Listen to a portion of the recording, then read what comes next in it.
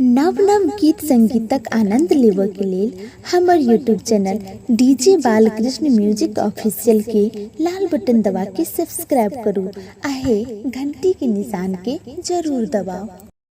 मंगलमय दिनुआ झूले पाहुन छतिया, मंगलमय दिनुआ झूले पाहुन छतिया, धन धन जागल भागे मन कंवल फुलायल, धन धन जागल भागे मन कंवल फुलायल, मंगलमय दिनुआ झूले पाहुन छतिया, मंगलमय दिनुआ झूले पाहुन छतिया।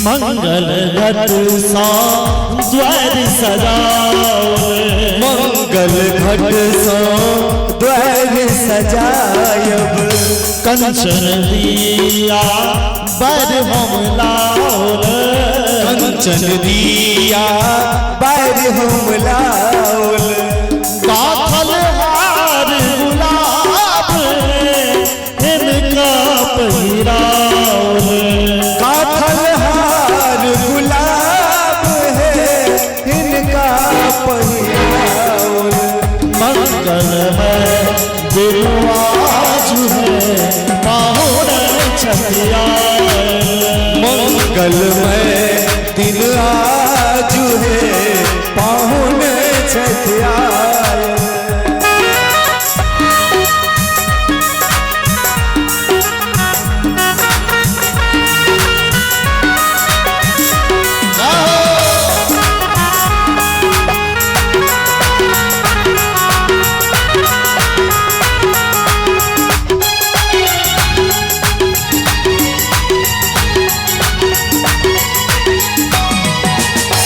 कर खाली बेसी अभिलाषा, कर खाली बेसी अभिलाषा, दुर्विधान पर अगबे आशा, दुर्विधान पर अगबे आशा, मान बढ़ावन पागे हिनका सिर राखल, मान बढ़ावन पाग है हिनका सिर राखल। और मिथिला के मान सम्मान हमर समित सरकार माथ पर पाग पहिरने छथि, तो मिथिला के मान सम्मान के लेल कहल जा रहल छै, मान बढ़ावन पाग हिनका सिर राखल, मान बढ़ावन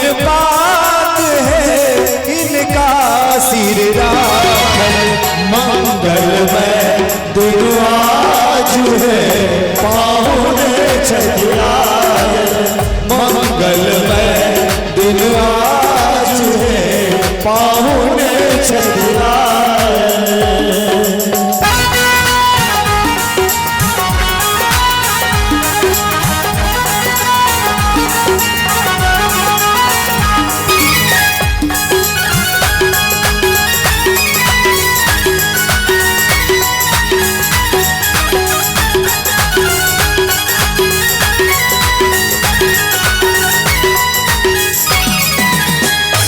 सब संत में कह के ले जा रहा छी, हमर तारा बाबू कने यहाँ ध्यान देवे, कह के ले जा रहा छी, धन में धन भावही का संबल, धन में धन भावही का संबल, सुभग सिरे मन ही मन से सुभग स्नेह मने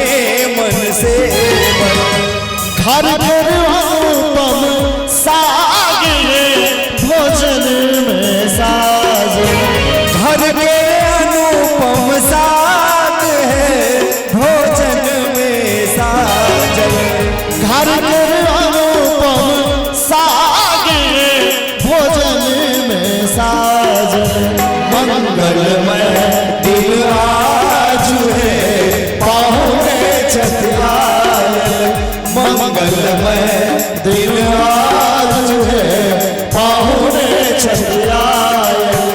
धन धन जागल भाग धन धन जागल भाग है मन कमल फूलाए। मंगलमय दिन आज है पाहुने छठियाए। मंगलमय दिन आज है